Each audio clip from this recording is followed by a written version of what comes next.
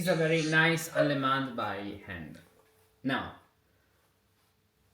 let's do an analysis which involves harmony, but harmony is not the most important thing. The most important thing, as you will see, is phrasing, harmony, phrasing, counterpoint, pattern, schemata, and these things. For example, if I ask you, tell me what's happening in the first line. Okay. What do you see? What do you see? I see in the first two is like the how is it called, this pattern? Yeah, this is the leaping Romanesca. Okay, Leaping that's Romanesca. why actually now a little bracket. Before delving into complex things, we should arrive to chapter 6 to the grand schemata, because it's very important. We have a lot of schema here. We will see that. So yes, this is the leaping Romanesca. Bravo. Then there is like a cadence, right? yeah, we can say that we have a cadence.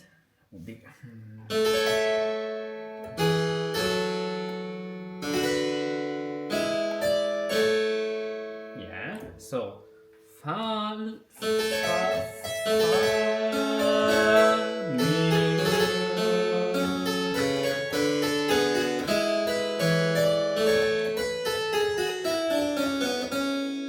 For example, sol, fa, mi, re, do, sol, fa, mi, re, do. Instead of continuing fa, sol, fa, mi, re, do, fa, mi, re, mi. This can be the mental logic process. Look.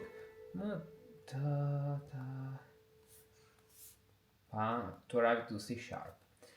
How to arrive to the C sharp an octave higher? Because that's it. These are very small details, but very important in this style. So how to make to make a composition sound baroque, also with this element. So instead of doing this to create more variety, so then we have the virtually. Look how this creates a very interesting.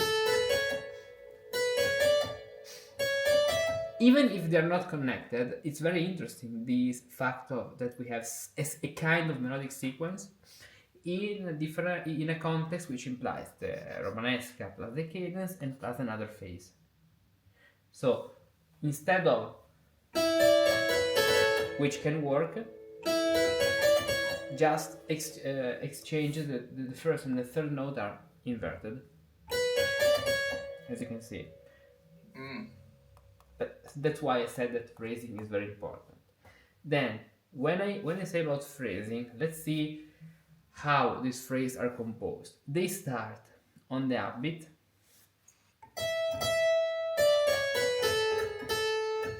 and we have a thesis, which is a tension, the beginning of the tension. The tension, so the beginning of any phrase creates a tension. Why? Because you have an expectation of an ending. Arsis, little arsis, thesis, and the phrase here arsis is completed. And look how we start here on the fourth beat and we finish on the third beat, creating a phrase of 2 bars starting on the last beat and finishing on the penultimate beat of the second bar. This is something we can find in the entire piece.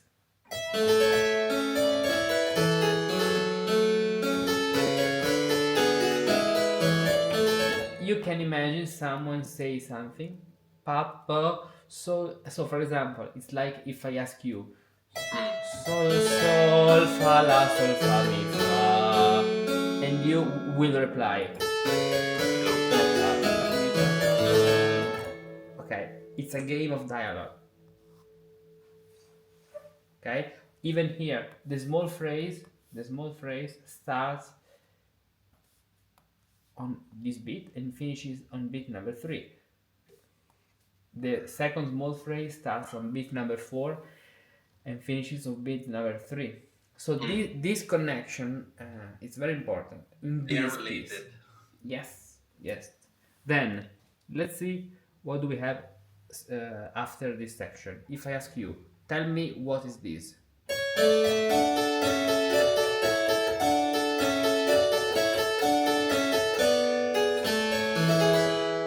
What's this?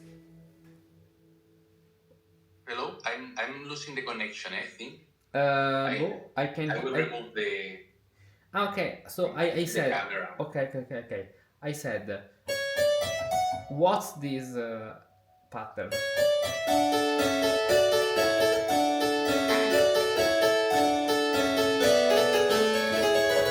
What's this? The pattern is Periner. Yes and no. Hello? Yes, hello? Can you hear me? Yeah, I can hear you. What's the problem? Hello? Hello? Hello? I think you muted something. Hello? Hello? Can you hear me? Yes. Now. Can you hear me? I said the pattern is Periner. Yes, and I replied, yes and no, because you can see the la sol fa mi of the Periner, but if you look better, it's more than a Periner.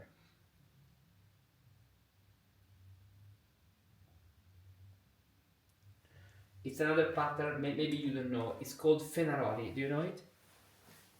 Yes. Okay, it's not the Periner because of the bass then. Wait, it can be a Periner because it's after a Romanesca. And it's a very interesting suggestion. But why do I say that it's a Feneri? Because the Feneri implies a longer repetition. The Feneri usually is mi fa sol la, mi fa sol la, mi fa sol la, with the fifth degree in the middle.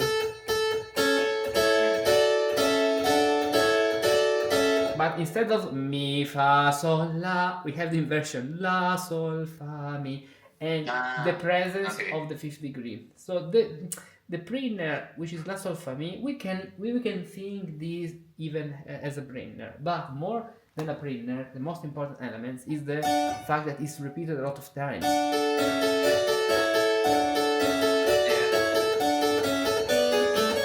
So time number 1, 1,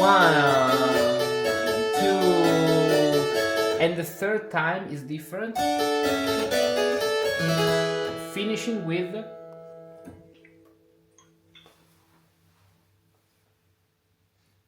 what kind of cadence is this? Huh? No, authentic, no, the semi-cadence. How is it called? Yeah, half cadence, right? Cadence. Exactly, because we finish on the fifth degree. And this thing helps us to have another Feneri, where our fifth degree pedal now instead to be in the middle. So let's use another color for the fifth degree. Umpa. Now it's in the top. Look how even in the repetition we have another kind of variety. So but same idea of the fifth system. It's the same thing. La sol fa mi, la sol fa mi, la sol, and then it has to return down in order to have la sol fa mi re, another half cadence to in modern terms to the fifth of the fifth, so B major. And then this time the Feneri is in the regular position, mi fa sol la, mi fa sol la, and the fifth degree now is in the middle and in the top. So notice how we have the same thing 1, 2, and 3 times, and each time is presented in a different way. So what you hear is the same thing, but and at the same time something different. So this creates the repetition, the coherence of this part, but also the innovation in each part. So not a monotony, okay, something new. And what about the phrasing? We said that we have phrase number 1 from here.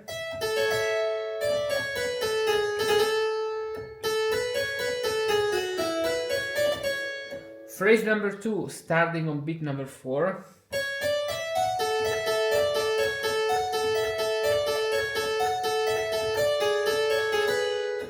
Finishing on beat number 4. So the phrase in this Allemande are very balanced. So it looks, yeah. So it's every phrase for now it's 2 beats. No, 2 bars. 2 bars. Yes. Yes, 2 bars. Sorry. And here, thanks to this interaction, so the style brisé, where do you know what is it? The Style brisé. It's very typical of the lute when you have the resulting melody from the multiple voices, because here what you hear is this rhythm, but it's the result of the interaction of all the voices. Remember that in the Allemande you usually this is almost like an exception, because here we have a clear and defined melodies, but usually in an Allemande we have the melody we can hear, which is a result between of the interaction between all the voices. This is very clear in this Allemande by Froberger, where we do not have a clear melody, but the melody stands out from all the voices.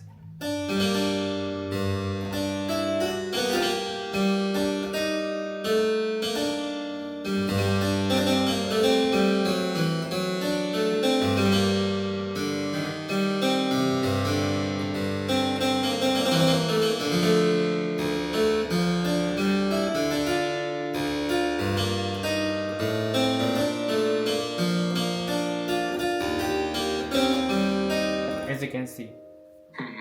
Okay?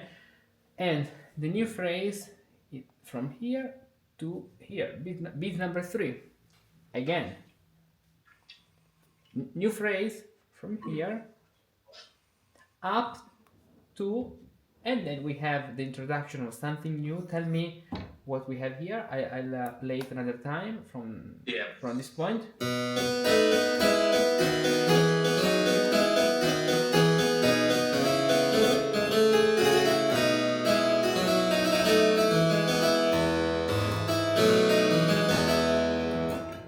Okay, looks like a semicadencia. No. Or better, what do you mean with semicadencia in Spanish? Broken, no. Cadencia rota. Rota? I've never heard about this. It's a new word. What do you mean? Like broken, like this.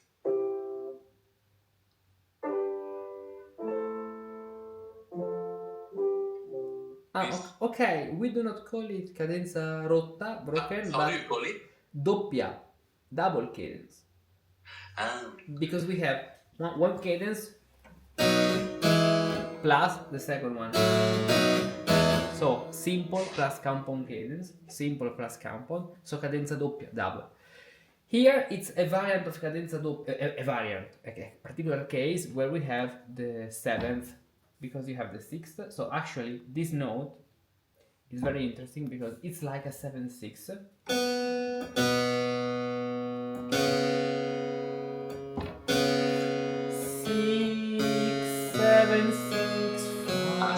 So the double cadence is the version that will start with the 7. There is an entire stage about this in the partimenti methods. 4 I think 4.4. In any case, is the chapter about the cadenza doppia. So there are a lot of elements about this. Now, but this cadence, the one that goes 5 to 6. How do you call this one? Play it.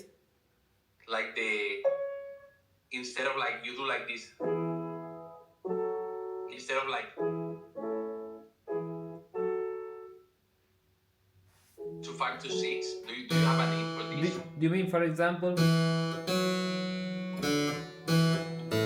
this? Yes. Yeah, it's another kind of cadenza doppia, Okay, but you still call it cadencia doppia. Yeah, instead of, yes, but instead of simple cadence plus, instead of simple cadence plus compound, is deceptive cadence plus compound. Okay. The deceptive, the one you call deceptive cadence, we call cadencia rota. This part, cadencia rota. Okay, sola, perfect. So it's broken because it doesn't. It looks like it's gonna do the cadence, but it's broken. It's not the final. Yeah, okay, I understand the You don't call it in Italian cadencia rota. No, exactly. Now, let's see. It's a Spanish term. Let me remember. Incredible. Here, I put it here and I called it the deceptively double cadence. Just a name to remind it, because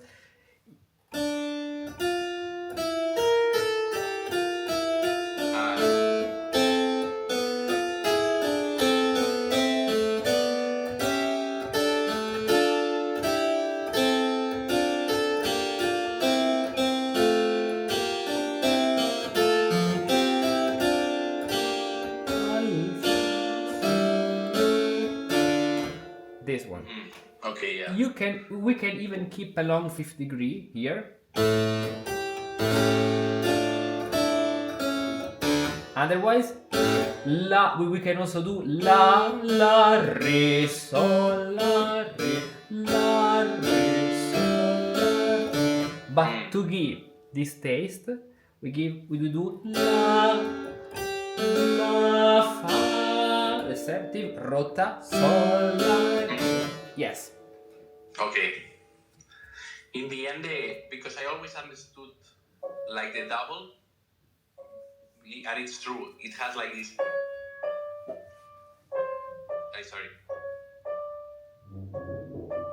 No, is this note, at least this note? No, mi fa, mi fa. Yes, because at least, no? Yeah, because you have one cadence deceptive or simple cadence plus the compound cadence. Yes, it's doppia, double. Okay, double. Yeah, I see. Yeah, the version we have in that example by Handel is this one. It's a little bit more complex because of the 7, no? Yes, is this version. Now I show this one. Instead of doing sol, la, re, mi, we have fa, mi, re, mi. So we have to prepare the 7. Fa, mi, re, mi. And let's play this in A major, or better, E major. Fa, mi, re, mi. We have it. Let's identify the structure.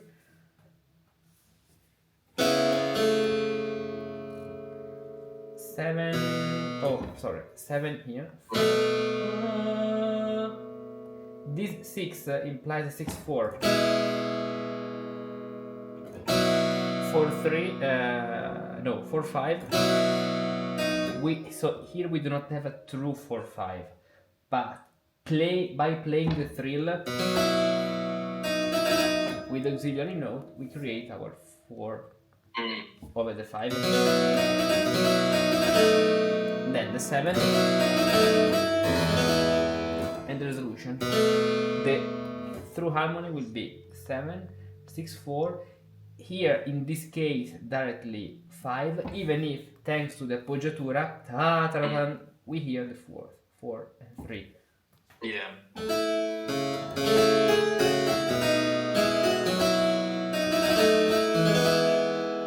And notice, after the final cadence, this is typical of all the Allemande, a confirmation of the cadence. So another cadence to confirm it.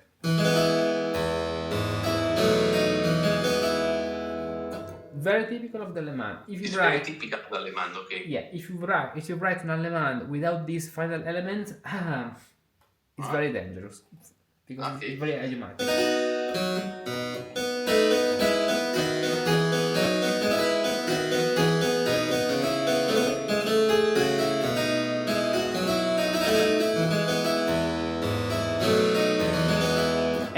this means that the true ending of the piece, the Allemande, is here, the final cadence. Yeah. And if you want to do a little rallentando, very short, do it here, not here, in playing. Because its confirmation always come Generally, yes. Not to leave it empty, no? In the end. Exactly. Even here, we have a cadence. Okay, so in Froberger, even if Froberger is a little bit earlier.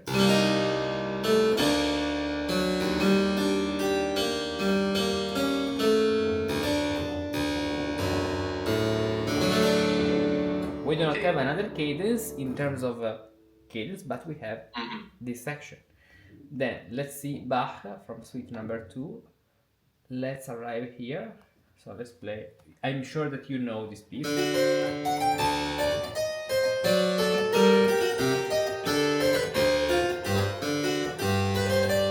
In this case, Bach takes another.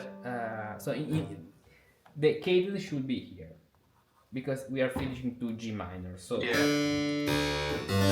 but instead of resolving directly, Bach he resolves and later. Yeah. But serves the same purpose. The resolution of extending the. Exactly. The resolution can be here. But to extend the last bar,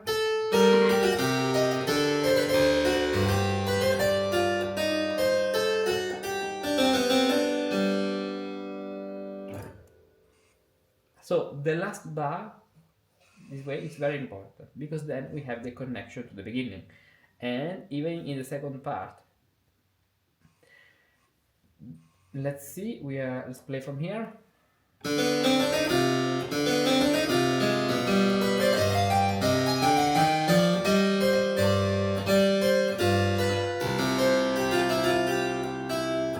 This is what happens after the cadence. It's very rare that in Allemande you finish with the cadence and you do not have anything. So here we have cadenza doppia. 7 6 7 6 5 8 sol fa mi re do.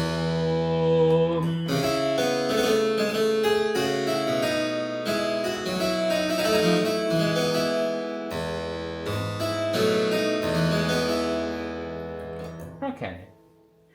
Here in the last phrase, this is a little bit irregular. Why? Because we have here starting on beat number 3.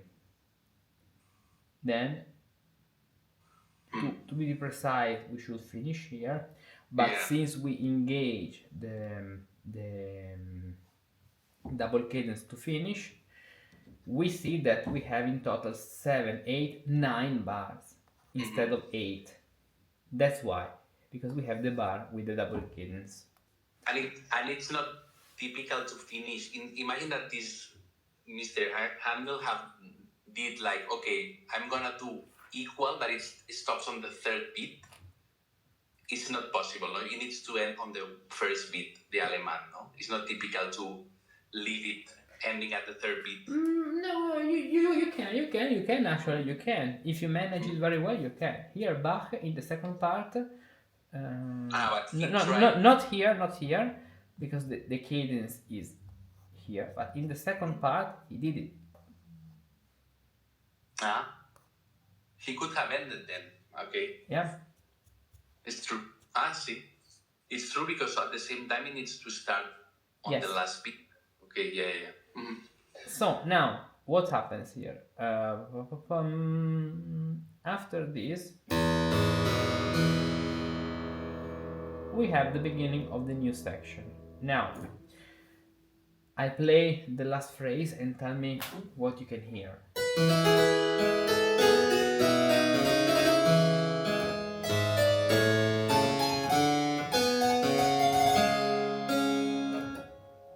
Okay, I see. Starting the same idea of like the Romanesca jump. Romanesca jump, the leaping Romanesca. The leaping Romanesca. Yeah. And I see he uses the fa super la in this case. Fa super la. No, do you mean here? Mm-hmm. It's just sol fa mi. No, fa super la. It's more here. Here we directly are in the other hexachord. Sol fa mi re do. So we are already on the hexachord. Yeah. Okay. Because how you sing this then is like the starting is sol fa mi re fa sol mi fa. Sol fa la sol fa mi fa. Okay. Sol fa la sol fa mi fa. Yeah. Okay. Now don't worry, because in the solmization course I've already put 14 solfeggi, Italian solfeggi in this style. So we practicing with a lot of musica ficta, a lot of sharps this way. Here the hexachord is.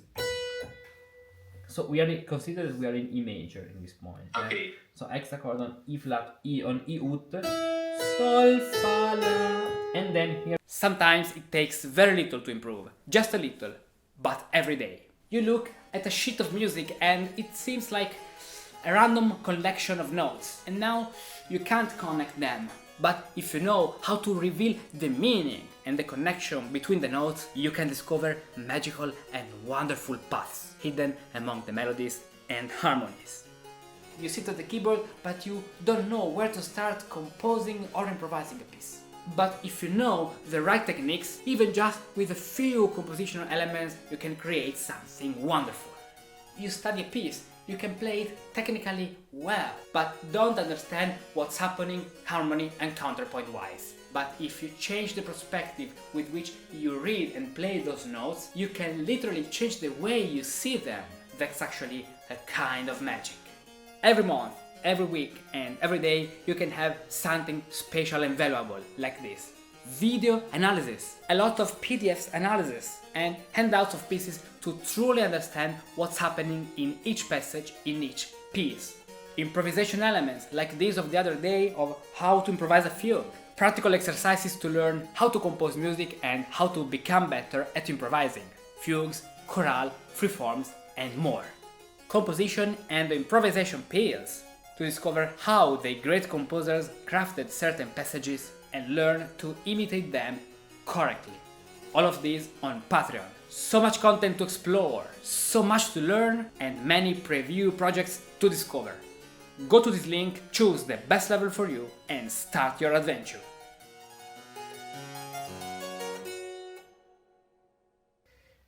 Here the hexachord is.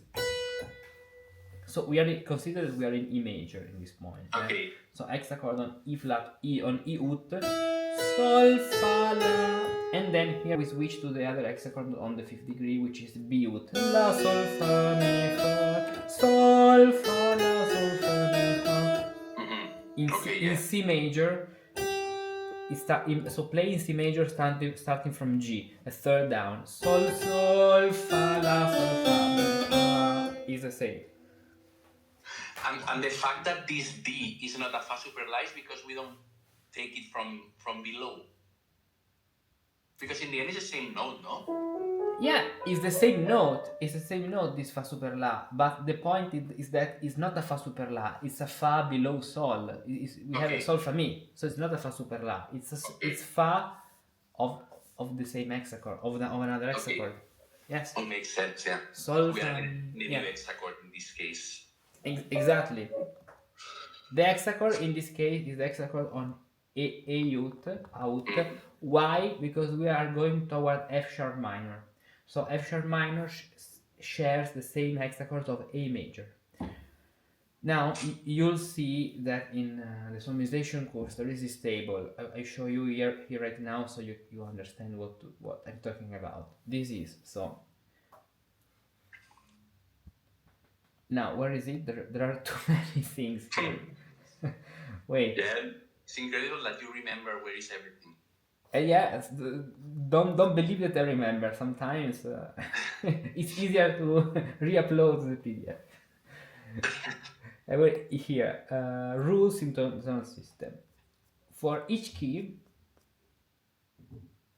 you can find a table with all the keys with all the hexachords. So in A major, F sharp minor, we are here. So you can use this environment, this system, to move in A major, B flat, A major, F sharp minor. We have a modulation to E major, okay, so we will use this. Do you remember that we said sol, sol, fa, la, sol, fa, mi, fa, sol, now, look at my laser here. Sol, sol, fa, la, sol, fa, mi, fa. It's very easy to use this table. So we are descending, so from the right to left. Sol, sol, fa, la, sol, fa, mi, fa. Then we come back to the other system. Sol, sol, fa, mi, re, do, with the sharp because it's the reading tone. So here we come back to this system, A major, because we are modulating to F sharp minor. So once you understand how to use this table, you can read with hexachords, even Chopin, even Shostakovich. No, but Shostakovich, no, very difficult to do with hexachords. But this is a very smart table to use moving right and left this way. So if we come back to our example, let's see what we had there. Then it's the same phrase from the beginning, but the first part is the same phrase. It's exactly the same. But it's typical to repeat the phrase. No, it's not idiomatic. Yes, it's very typical. That's why I told you that we have a big phrase of two bars, and this phrase is composed of 1 and 2, because the first one is preserved, the second one is changed. Okay. Yeah. So the first one has the leaping Romanesca, the Romanesca jump.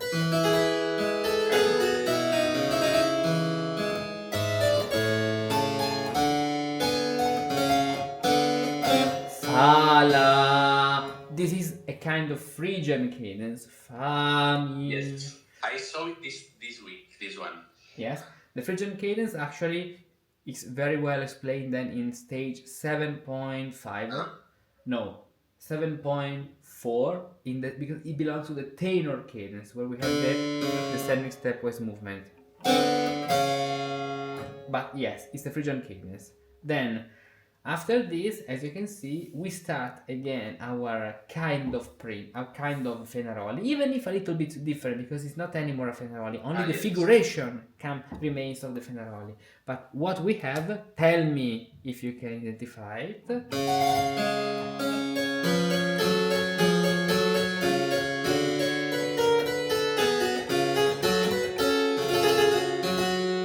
First of all, we have another phrase which is from here to here and then finishing on the third beat, which is very balanced. Tell me what's happening in terms of patterns.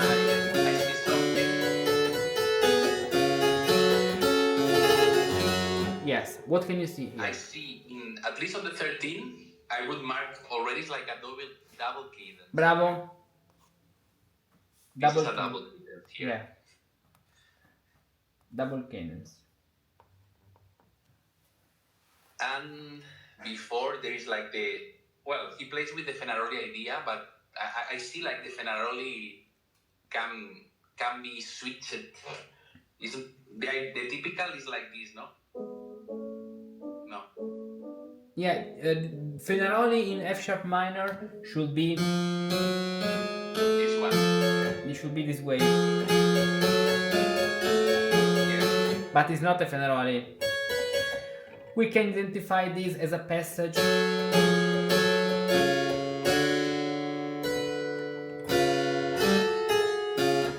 Now, I want you to make a very abstraction exercise. Okay. Imagine that here we have only a long 5th degree. Then imagine that we have this note. So let's use the highlighter, which is better. Dun, dun, dun. 8, 7, 6.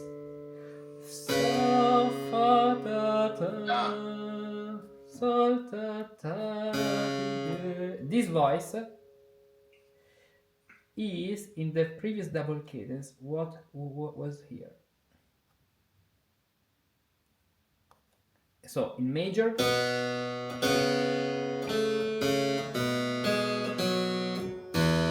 now in F sharp minor,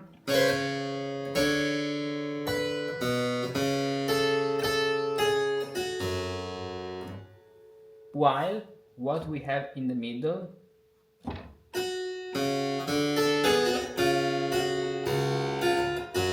pam pam pam pam ta da ta tan tan tan ta ta.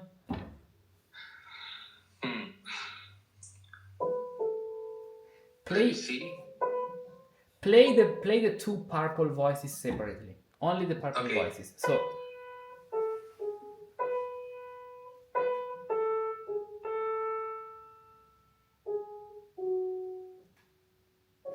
yeah, but please complete the cadence. Otherwise, it does not make sense. Okay. Yeah. The purple. Yes.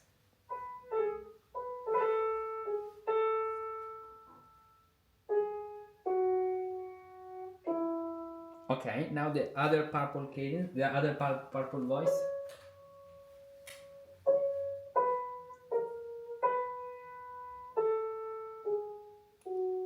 Yeah.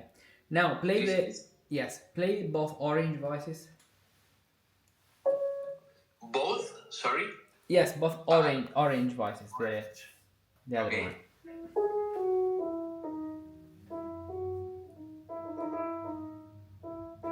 Okay.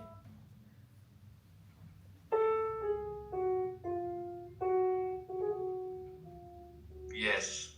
As you can see, and the difference is that in the bass line we have ellipse instead of a long fifth degree, but we can also imagine two pom exactly the same. Pom pom pom. Let's imagine to put lips here.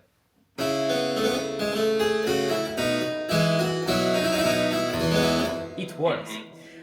So why is this cadence so important? It's not a case that we have an F sharp minor cadence here. It's Marpur who states this very clearly. In the second half of the second part, it's very important, it's very nice to have another strong cadence to another key, especially so in the opposite key, in the opposite mode than the main mode of the Allemande. So if we have this Allemande, which is in major, and we have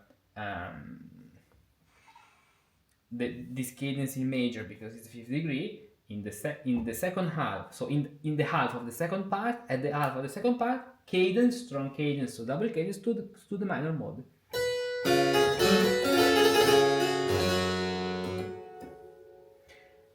This way. After the second phrase number 1.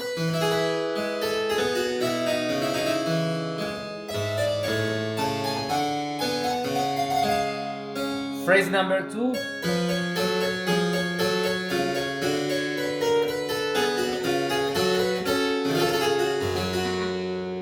This is a strong cadence on the relative minor, no? So it should be very strong. Exactly. Then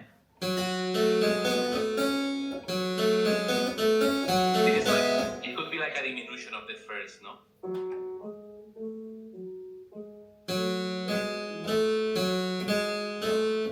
Bravo. I haven't noticed this. Bravo. Pam pam pam pam pam pam pam pam pam. But since we do not have G, we cannot put G here because it's here. We have the fifth degree. So yes, this is a diminution. Bravo.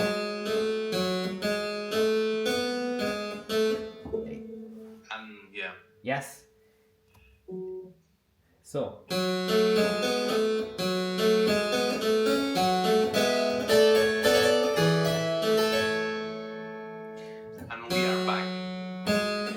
All of this is a diminution of Re, Mi, G sharp, which is the leading tone of A major, Fa, and finally, it seems that we are coming back to A major, almost, because this can be also the fourth degree of E major, since it's followed by cadence to E major. So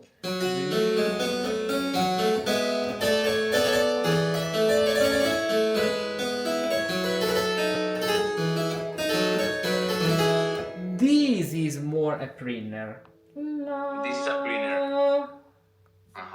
Sol, Yeah, fa, mi, with fa, mi, the- fa, la, sol, fa, mi. Exactly. With that, with the how do you, What?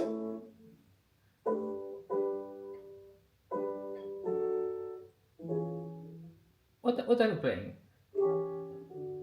no, like with this. Ah, with the 7/6. Yes. Sol, do, mi, sol, re, sol, fa, sol. Okay. Yes, exactly. With a long fifth degree here, then resolving to 7/6, 8. That's it. With the 7/6 a la Alla mire? no a la sorry, I wanted to say Yeah. sorry a la sorry. Give me a minute. Yeah. Alla Italian? A la Renaissance. Alla Renaissance, alla Cabezon, yes. Without the theme, no? Yeah.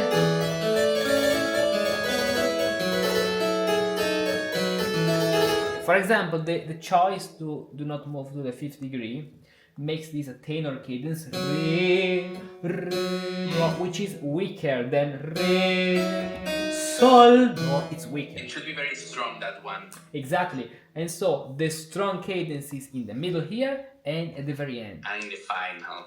Yes. So can you see how many small details There are a lot, eh? Yeah. So you may you may see, this is baroque music. This is very smoothly to play and easy to. So it's easy to listen. Okay, it's not Schoenberg, which I don't like Schoenberg, but or modern music where you have to find a meaning. This is music which is easy to listen, but if you delve into an analysis like this, oh my god, how many small elements you can find in just a few bars. Also at the same time, and it's something that I would like to be more like this is like it uses like very little patterns. Yes. To build the piece. Yes, and if you analyze this with the tools of dysfunctional harmony, you cannot. You are lost. Exactly. You get the chords, but yeah, only the vertical dimension. Full picture. Exactly. You lose all the other details. So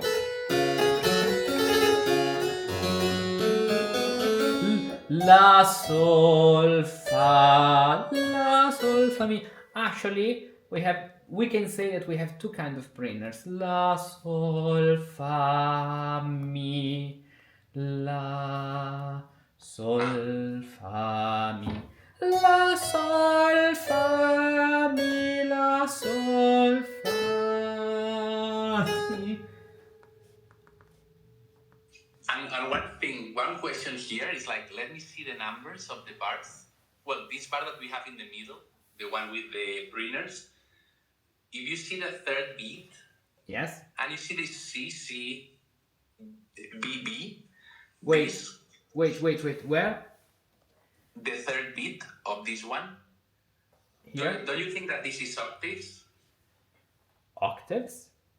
In the CC, BB, with the. Let's see, with the. Do you mean this? No, because this is just an arpeggiated effect. No. Okay. They are not considered parallel octaves. This is the style brisé. It's considered like a companion. Exactly. This is the style of the lute. The style brisé, very important for the Allemande.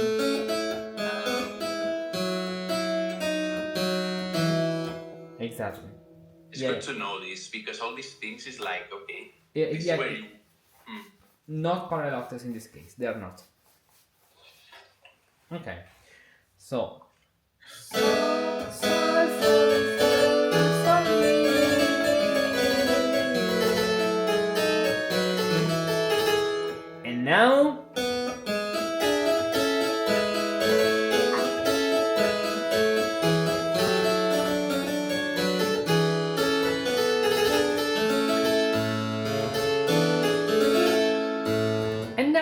copy and paste. A copy paste. Exactly. Totally copy paste. At the first degree. So here we had this at the 5th degree.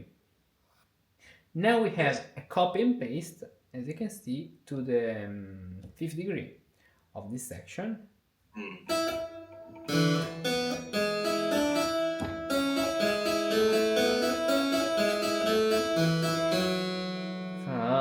Which is exactly the same, if we... It's exactly the same, yes. Yeah.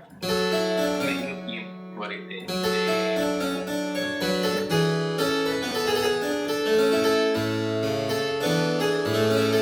And this is very common to have the final ending here, something at the 5th degree, something at the 5th degree, and the same thing then at the end at the 1st degree of the main key.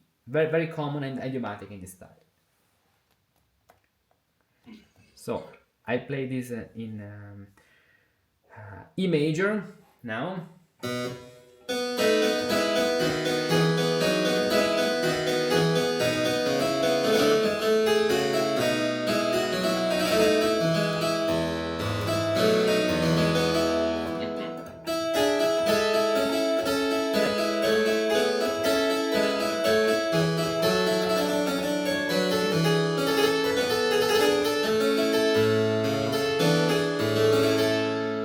It's the same. So the main strong cadences are here. Let's use another color. Let's use this. Look here. This seems Arlecchino. Do you know Arlecchino? Do you know Arlecchino? Sí. Yeah, Arlecchino Allemande. This with all these colors. 3 cadences, three strong cadences at the end of the first part, in the middle of the second part to the minor key, and at the end of the second part. That's it. So now let's play this Allemande again from the beginning and focus on all these elements. Yeah.